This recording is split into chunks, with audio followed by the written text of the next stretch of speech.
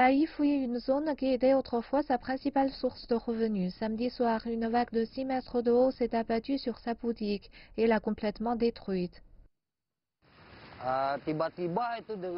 L'eau a commencé à monter jusqu'aux chevilles vers 21 heures et ensuite l'eau s'est retirée pendant 1 heure.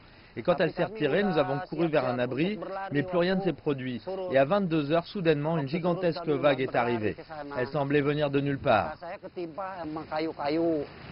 Les autorités disent que la vague s'est écrasée sur la ville côtière de Banten en Indonésie en raison de l'activité du plus grand volcan du pays, l'Anak Krakatoa, qui est entré en éruption samedi soir.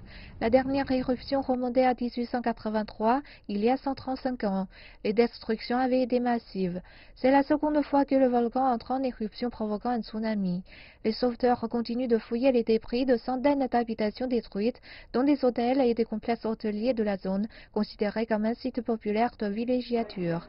De nombreux habitants disent qu'ils n'ont reçu aucun avertissement. Les recommandations de BMKG disaient que les gens ne devaient pas mener d'activité sur les plages et rester loin de la côte pendant quelque temps en raison de potentiels tsunamis causés par l'éruption du Krakatoa. L'Indonésie est située sur la ceinture de feu du Pacifique et l'activité volcanique est fréquente dans le pays. Les autorités ont prévenu les habitants et les touristes de la région des risques de nouveaux tsunamis et une alerte a été annoncée pour une période allant jusqu'au 25 décembre.